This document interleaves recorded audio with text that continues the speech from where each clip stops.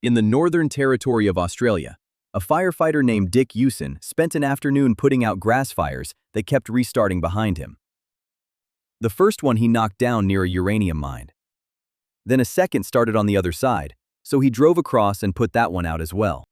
When he looked up, a whistling kite was flying about 20 meters ahead of him, with a smoking stick in its talons. It dropped the stick into dry grass, and a fresh fire started. That afternoon he put out 7 fires, and he says the birds started every one. 3 species of Australian bird of prey have been reported doing this.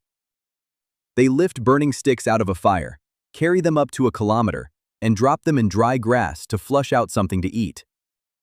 Nobody has ever managed to film it. That would make them the only animals besides us ever reported to hunt with fire. It was published in a peer-reviewed journal in 2017, and the title of that paper uses the word intentional. Other scientists have been arguing about that one word ever since. Let us start with the part that nobody argues about.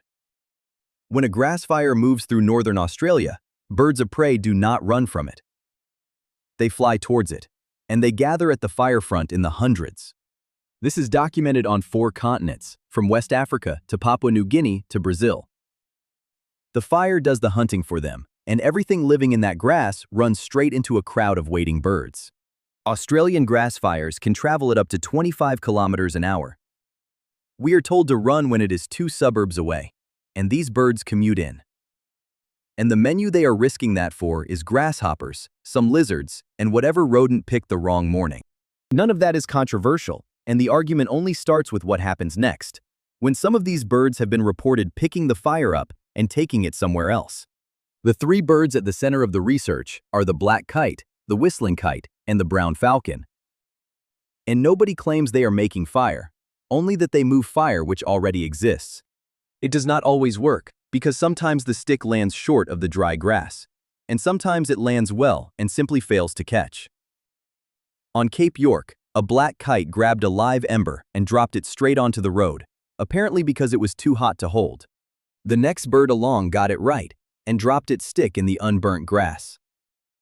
And it is not the whole flock doing this. Back at that uranium mine fire, there were about 25 kites, and only 2 of them could actually manage it. Another one of them kept swooping at a stick and could only lift it a meter off the ground.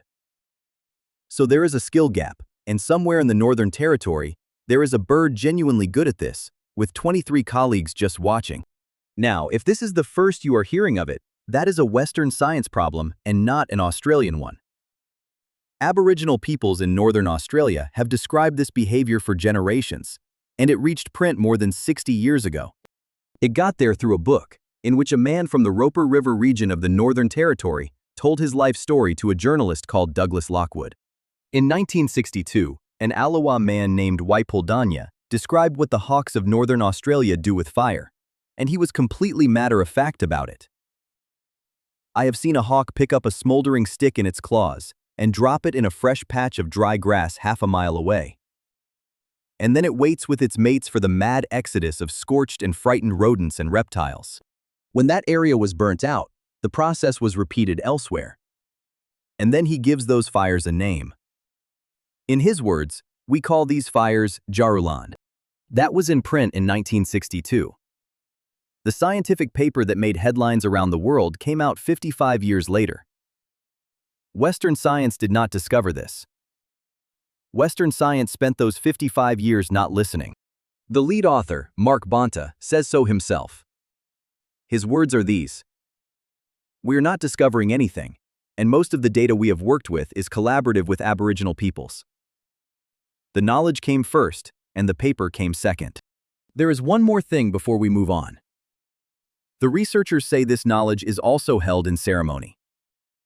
They deliberately left that part out of the paper because under the ethics code they follow, it belongs to the traditional owners and not to them. So let us talk about the paper, because what it actually says is not quite what the headlines said. It is called Intentional Fire Spreading by Firehawk Raptors in Northern Australia. And it ran in the Journal of Ethnobiology in December 2017. It is a compilation of 20 numbered records.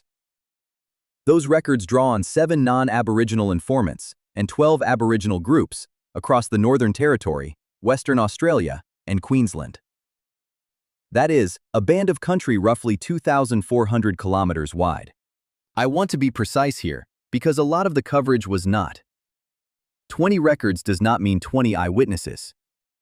6 non-Aboriginal eyewitnesses are described in detail, and 5 of the 20 records come from the paper's own co-authors. The Aboriginal records carry direct observations of their own. One of those co-authors is Dick Usen, the firefighter from the start of this video.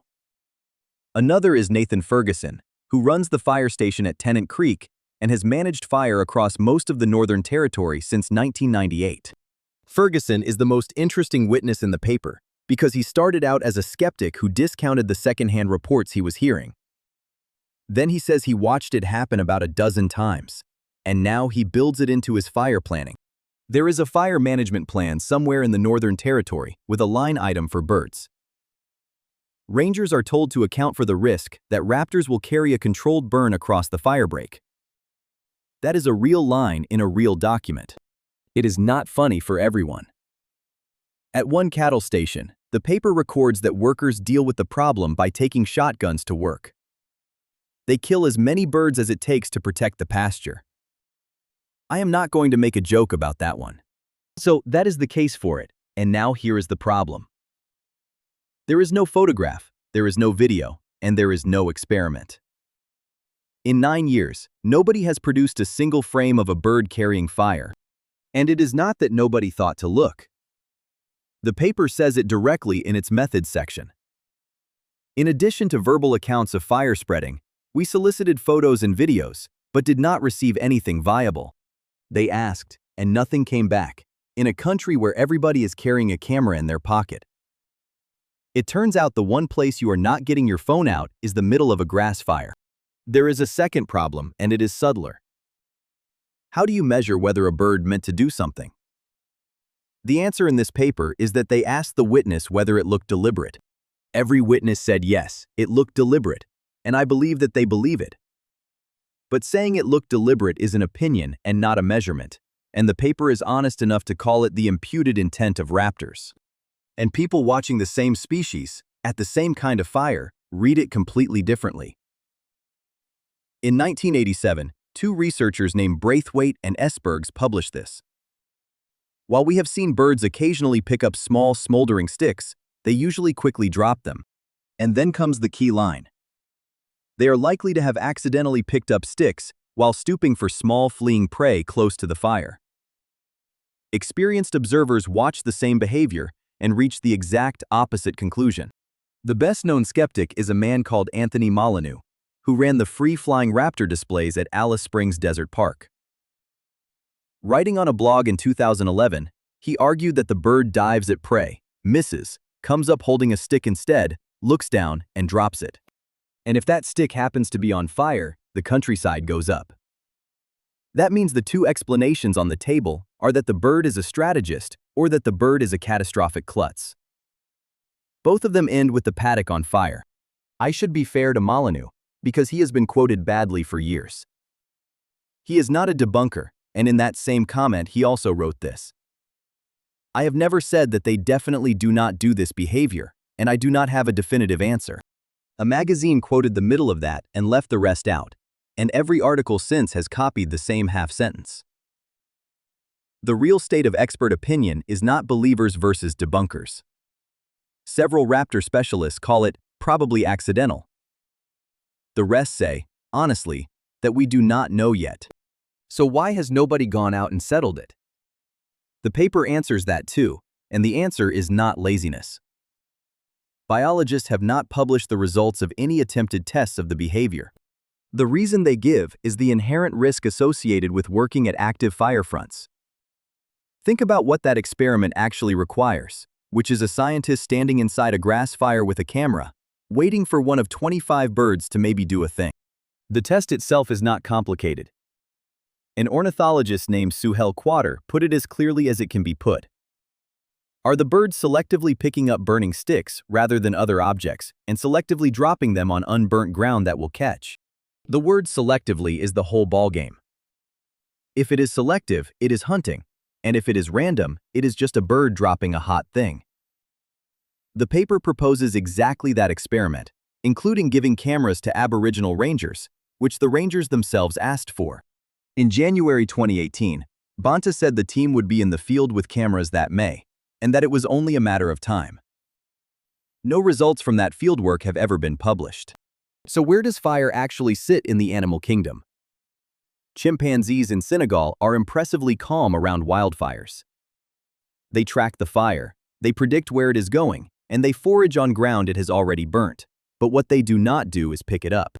And a few other animals complicate the picture. House crows have been recorded lifting flaming wicks out of oil lamps, and bonnet macaques at temples in India put out lamp flames for a food reward, thousands of recorded times. But none of them carries fire somewhere else in order to hunt with it. That is the narrow claim. And on that one claim, these 3 Australian birds are the only ones anybody has ever reported. And look how long it took us. The oldest firm evidence of humans making fire is 400,000 years old, and it comes down to 2 lumps of iron pyrite from Suffolk. Those are the stones you strike to make a spark. That brings us to where this stands in 2026. There is still no photograph, there is still no video, and nobody has published the experiment. The paper has been cited about 100 times, and not one of those citations is a replication. Banta has not published on fire since. His recent work is on cycads, which are plants. Meanwhile, the birds are carrying on exactly as they were, entirely indifferent to whether we have got the paperwork sorted. So I will leave the last word to Waipuldanya, who described these birds 55 years before anybody thought to peer review them. He said, "It is possible that our forefathers learnt this trick from the birds." If you want more true stories that sound completely made up, subscribe, because there is a new one every few days.